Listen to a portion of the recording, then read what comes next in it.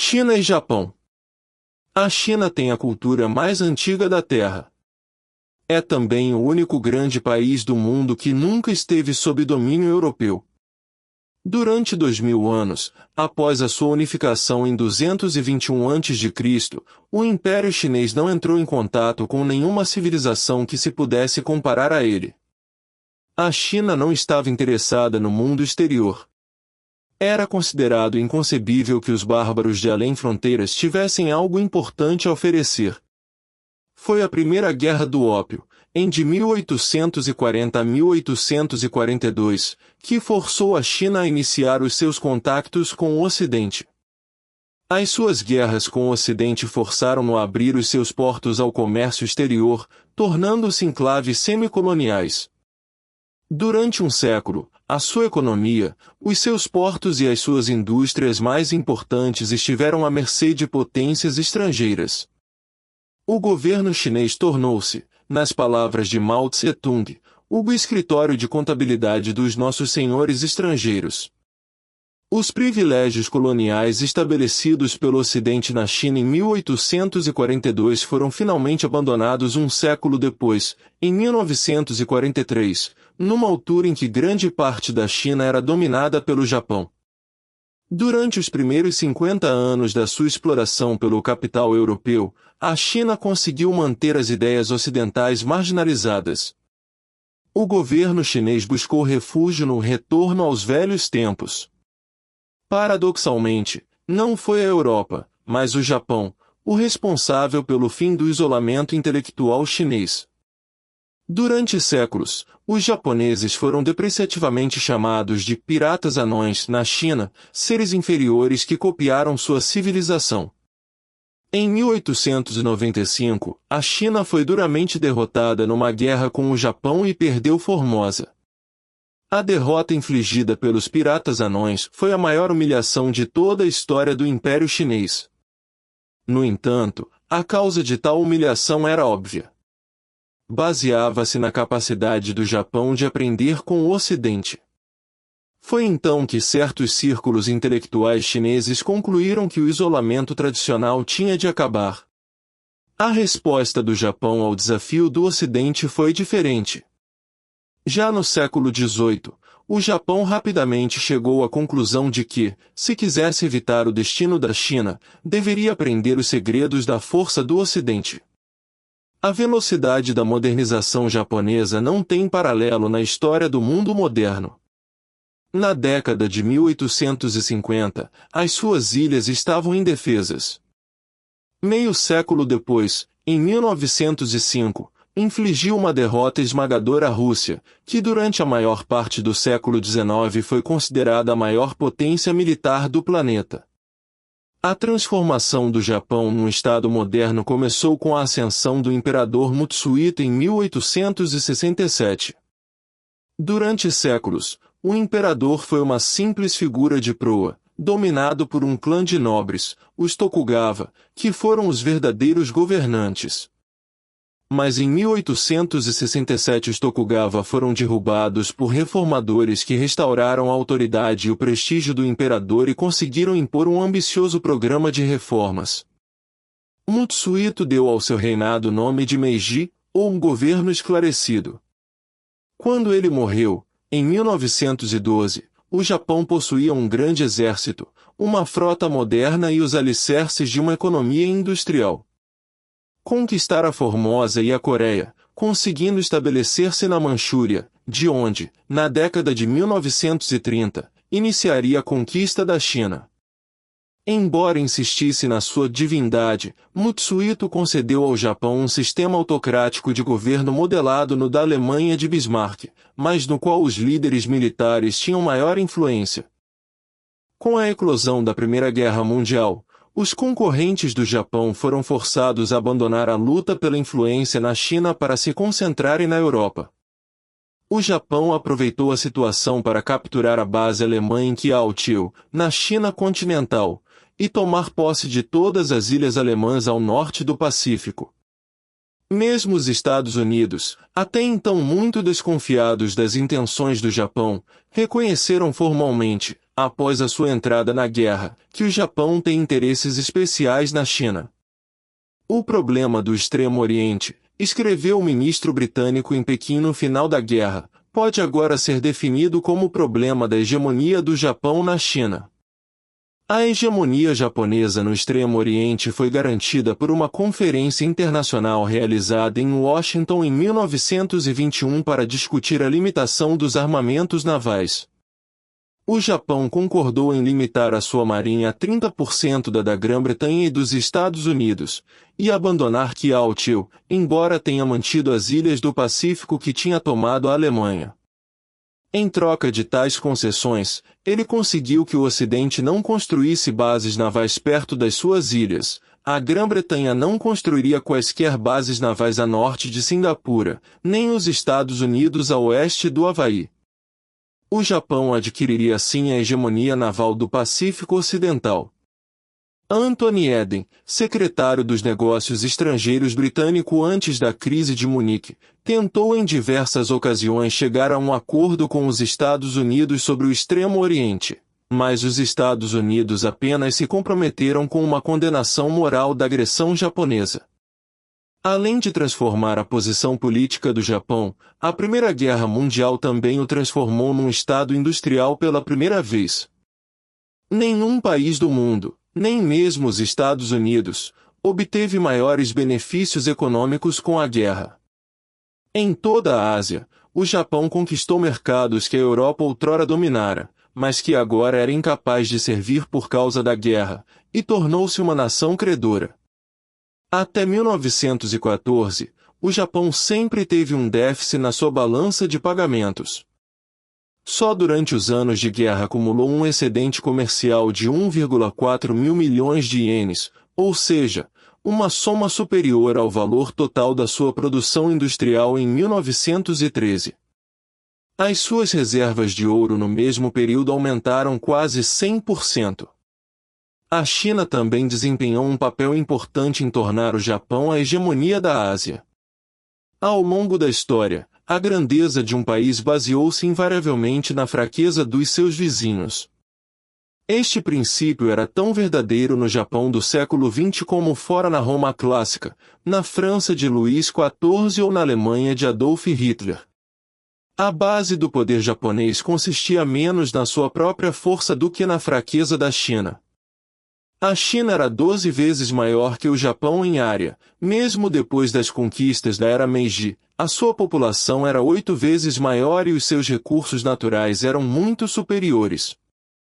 A longo prazo, a modernização da China, iniciada no início do século XX, faria dela a maior potência da Ásia, mas a curto prazo destruiu a sua coesão interna. Enquanto isso, o Japão dominava a Ásia. Líderes militares chineses. Cada uma das dinastias que governaram a China nos 2000 anos anteriores alegou que o seu trono vinha do comando do céu.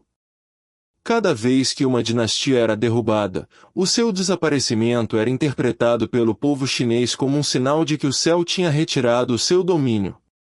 Foi o que aconteceu com a queda dos Manchus em 1911. Mas com ela o modelo dinástico tradicional foi interrompido. Não foram sucedidos por uma nova dinastia, mas por uma república inspirada nos ideais estrangeiros de democracia. Por medo do efeito que teriam no mundo exterior, e precisamente por isso, a China certificou-se da sua difusão nos Estados Unidos. A pressão da opinião mundial forçou o Japão a modificar as suas exigências mais extremas, mas a China foi forçada a desistir do porto de Kiautio e dos privilégios anteriormente desfrutados pela Alemanha, bem como a reconhecer a presença japonesa na Manchúria. Em agosto de 1917, o governo de Pequim cedeu à pressão americana para entrar na guerra ao lado dos aliados. Na opinião dos Estados Unidos, a China poderia sim participar na Conferência de Paz e denunciar a pressão japonesa. As delegações chinesas partiram para Paris no final da guerra, confiantes de que o princípio da autodeterminação que os aliados proclamaram na Europa também se aplicaria à China. O que a China não sabia era que a Grã-Bretanha e a França já se tinham comprometido, através de tratados secretos, a apoiar o Japão. O Tratado de Versalhes ignorou as reivindicações chinesas e reconheceu formalmente a transferência para o Japão da antiga base alemã de Qiaotiu. O embaixador dos Estados Unidos em Pequim escreveu: provavelmente nenhum outro país estava tão ansioso para que a liderança americana fosse definitivamente expressa em Paris como a China. Os chineses confiaram nos Estados Unidos, confiaram nas frequentes declarações de princípios feitas pelo presidente Wilson, cujas palavras chegaram aos cantos mais remotos da China. A sua decepção e desilusão foram totais. Fiquei preocupado ao pensar como o povo chinês receberia aquele golpe que significou a destruição das suas esperanças e da sua confiança na justiça das nações. O tratamento dispensado à China pelos seus aliados transformou o nacionalismo chinês num movimento de massas. Seus líderes eram os líderes universitários.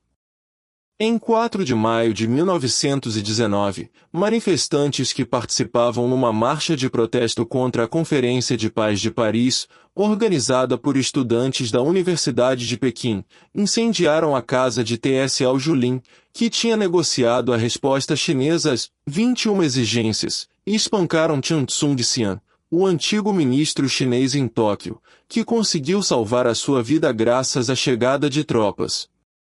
O movimento 4 de maio, como ficou conhecido, espalhou-se pela maioria das cidades e vilas e mobilizou 20 milhões de pessoas numa série de greves, manifestações e boicotes aos produtos japoneses. Em resposta à pressão do movimento, os delegados chineses na Conferência de Paz de Paris recusaram-se a assinar o Tratado de Versalhes, que já não contava com a assinatura das 3 maiores nações independentes do mundo, China, Rússia e Estados Unidos. Um dos líderes do movimento, em Yunnan, foi o jovem Mao Tse-tung, então um fervoroso nacionalista. Em seu panfleto intitulado A Grande União das Massas Populares, escrito em julho de 1919, ele afirmou: nós, jovens, vivemos no século XX, mas os líderes chineses ainda nos obrigam a respeitar as velhas tradições. Na China, o protesto estudantil era tão antigo quanto o próprio império. No século I a.C., cerca de 30 mil estudantes da escola imperial uniram-se num protesto organizado contra a demissão de um oficial imperial. Em diversas crises ao longo dos 2 milênios seguintes, estudantes de escolas e universidades reivindicaram o direito de atuar como porta-vozes da opinião pública chinesa. As publicações do Movimento 4 de Maio fizeram com que os estudantes chineses, em 1919, recuperassem o seu papel. Até a Primeira Guerra Mundial, os intelectuais chineses não estavam ligados às teorias marxistas. É necessário salientar que Chen Tu-sil, que em 1921 seria o primeiro líder do Partido Comunista Chinês, não buscou a salvação da China nas ideias de Marx e Lenin, mas na democracia e na ciência, fundamentos da civilização ocidental. Contudo, o revés político em Versalhes produziu na China, como na maioria dos intelectuais chineses, uma profunda desilusão com o Ocidente. Nenhum sol nasce para a China no Oeste, disse CH. Menos de um mês após o Tratado de Versalhes, a Rússia bolchevique renunciou a todas as imposições czaristas contra a China e devolveu os territórios confiscados. O contraste entre o comportamento da Rússia e o das potências ocidentais foi impressionante. Sun Yat-sen, que era um ocidentalista fervoroso, trocou Wilson por Lenin. Os únicos aliados e irmãos do povo chinês na luta pela liberdade nacional, disse ele num manifesto em julho de 1919, são os trabalhadores, camponeses e soldados soviéticos. Sun Yat-sen e os republicanos de Cantão, agora chamados de Kuomintang, ou Partido Nacionalista, foram ignorados pelas potências ocidentais, enquanto esperavam pelo surgimento de um líder militar suficientemente forte para impor uma ditadura.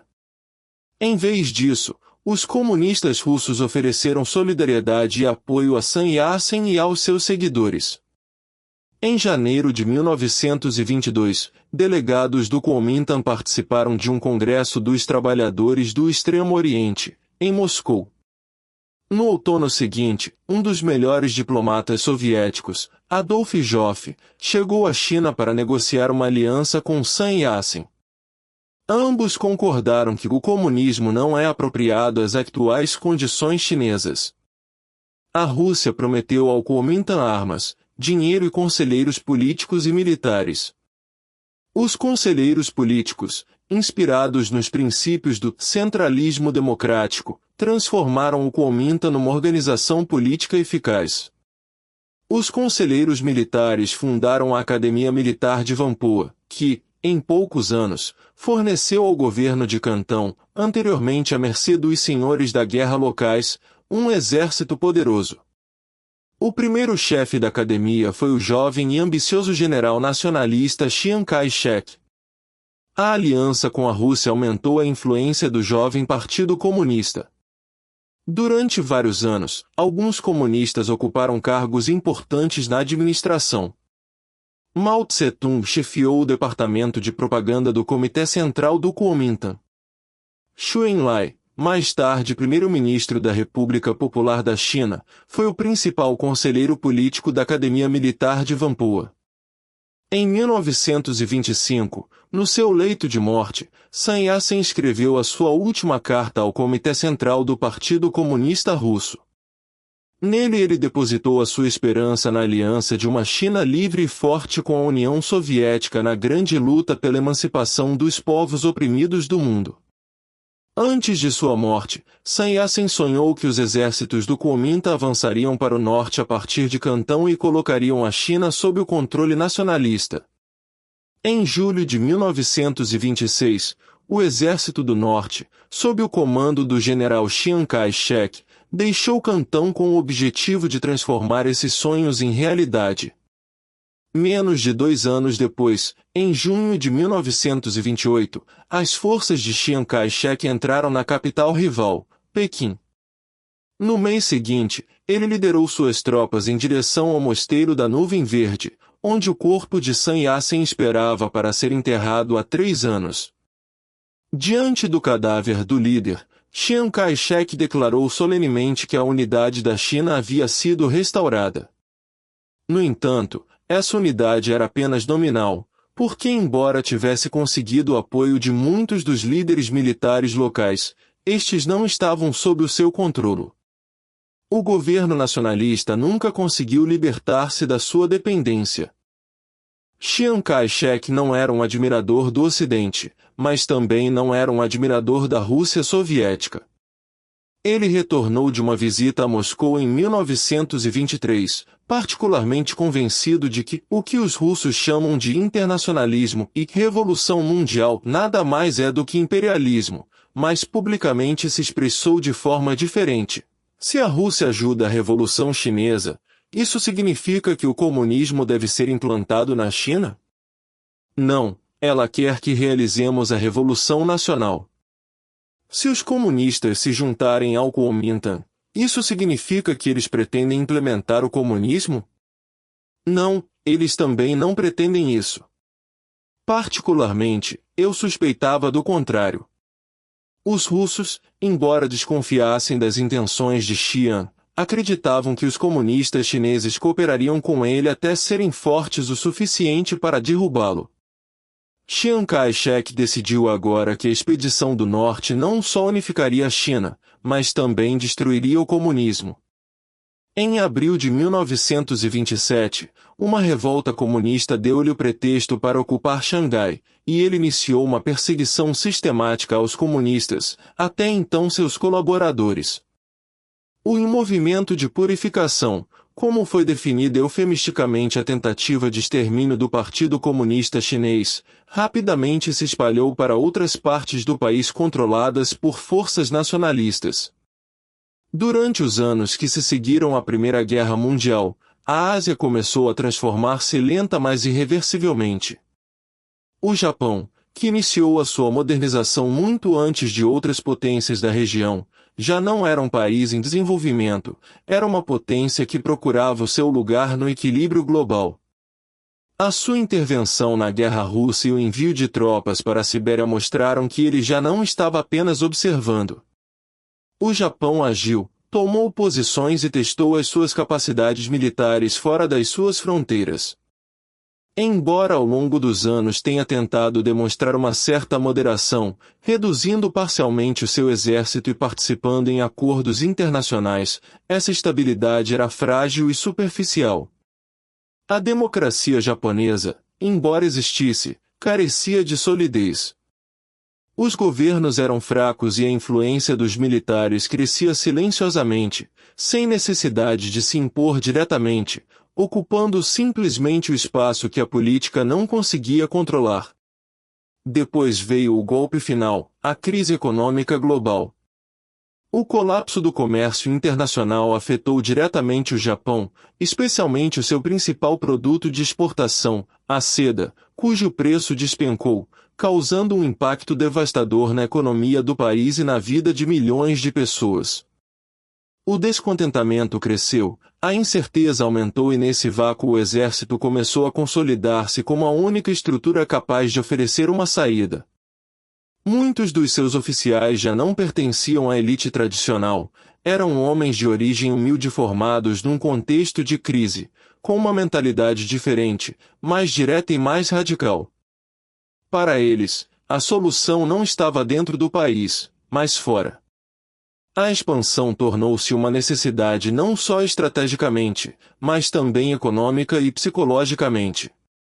Em 1931, essa visão tornou-se ação. O incidente da Manchúria marcou um ponto de viragem. Uma explosão numa linha férrea sob controle japonês foi usada como pretexto, desculpa suficiente para iniciar uma operação militar já preparada. As tropas avançaram rapidamente, sem encontrar resistência organizada, ocupando o território em questão de semanas. O governo japonês, surpreso com a rapidez dos acontecimentos, tentou intervir, mas o controle não estava mais em suas mãos. O exército agiu por conta própria. Em pouco tempo, a região foi completamente transformada e convertida num novo estado, Manchukuo, uma entidade aparentemente independente, mas na realidade controlada pelo Japão, sob uma estrutura política concebida para legitimar a sua presença. A comunidade internacional reagiu, mas sem força. A Liga das Nações condenou a ação, mas não impôs consequências reais. Não houve intervenção ou pressão efetiva. O Japão interpretou aquela resposta como um sinal, uma confirmação de que poderia avançar sem oposição direta, e decidiu abandonar a organização, rompendo definitivamente com o sistema internacional estabelecido após a Primeira Guerra Mundial. O equilíbrio global estava novamente em colapso, lentamente, silenciosamente, mas com consequências profundas. Entretanto, na China, a situação era ainda mais complexa. O país permaneceu fragmentado, dividido entre diferentes forças políticas e enfraquecido por conflitos internos. Neste contexto, surgiu uma figura que moldaria o futuro do país, Mao Tse-tung. A sua liderança não emergiu das cidades ou das elites, mas do campo, das zonas rurais onde a população vivia em condições extremas e onde o controle governamental era limitado. Ao contrário de outros líderes, Mao compreendeu que a força da China não estava nas suas instituições, mas no seu povo, nos camponeses, naqueles que não tinham poder, mas tinham números e resistência. Sua estratégia rompeu com os modelos tradicionais. Não buscou confrontos diretos nem pretendia conquistar cidades imediatamente. Sua abordagem era diferente, construir por baixo, resistir, desgastar e avançar aos poucos. Foi uma guerra diferente, uma guerra prolongada baseada na paciência, no conhecimento do terreno e na capacidade de adaptação. Enquanto o Japão avançava a partir do exterior, a China reorganizava-se a partir do interior e o conflito entre ambos os movimentos tornou-se inevitável. A Ásia não era mais um cenário secundário. estava se tornando o centro de uma etapa marcada pela expansão, pela resistência e pela transformação total do equilíbrio mundial. A situação na China não tinha precedentes na história moderna. As tensões acumuladas ao longo de décadas, as influências externas e a fragilidade interna criaram um cenário completamente instável. Neste contexto, Mao Tse-tung emergiu como uma figura diferente, um líder que não se enquadrava nos esquemas de poder tradicionais ou nas estratégias políticas convencionais. Ao contrário de outros líderes, Mao não confiava na força das cidades ou no controle institucional. Seu foco estava voltado para o campo, nas áreas rurais onde vivia a maior parte da população chinesa. Para ele, a revolução não deveria ser construída de cima, mas de baixo, organizando as massas, dando-lhes consciência, estrutura e propósito. O Exército Vermelho não era apenas uma força militar. Foi também uma ferramenta política, um instrumento para educar, mobilizar e transformar a população. O seu objetivo não era apenas lutar, mas transformar os camponeses numa força revolucionária capaz de sustentar mudanças profundas e duradouras. Entretanto, a pressão externa continuou a crescer. A agressão japonesa, já iniciada nas etapas anteriores, intensificava-se. Este conflito não afetou apenas o território, mas também a percepção do mundo pela China. Se no passado o país tinha tentado manter uma certa relação com o Ocidente, agora a situação era diferente. A nova agressão japonesa, muito mais ampla e sistemática, gerou uma mudança de mentalidade. A China começava a se distanciar das potências ocidentais, entendendo que o equilíbrio internacional não oferecia garantias reais de proteção. Este contexto, marcado pela pressão externa e pela fragmentação interna, criou as condições necessárias para que o movimento comunista ganhasse força. A história recente da China, desde as guerras do ópio até a consolidação do novo modelo político, poderia ser interpretada como um período de transição. Um intervalo em que o país buscava redefinir sua identidade, sua estrutura e sua posição no mundo. À medida que o século avançava, a China voltou a adotar uma postura de isolamento, semelhante à que havia mantido em séculos anteriores. Mas desta vez não se tratava de uma decisão baseada na autossuficiência cultural, e sim na desconfiança em relação a um sistema internacional que havia demonstrado sua incapacidade de manter o equilíbrio. Neste contexto, a estratégia revolucionária de Mao evoluiu. Embora na teoria adotasse elementos do marxismo clássico, na prática ela se adaptava à realidade chinesa. O protagonismo do proletariado industrial, central em outros modelos, ficava em segundo plano. Em seu lugar, o camponês se tornava o núcleo da revolução. Esta transformação não era menor. Significava redefinir completamente o conceito de luta revolucionária. A revolução já não se concebia como um levante urbano imediato, mas como um processo prolongado, baseado na acumulação de força no campo, no desgaste progressivo do adversário e na construção de uma base sólida antes do confronto decisivo. Lin Piao, um dos colaboradores mais próximos de Mao, formulou essa ideia de maneira clara. Segundo sua visão, o mundo podia ser entendido como uma relação entre cidades e campos em grande escala. As potências industrializadas representavam as cidades do mundo, enquanto a Ásia, a África e a América Latina constituíam o campo. Nessa perspectiva, a revolução global não deveria começar nos centros do poder, mas nas periferias. O objetivo era cercar as grandes estruturas pelo exterior, enfraquecendo-as progressivamente até que a sua queda fosse inevitável. A estratégia chinesa tornou-se assim um modelo mais amplo.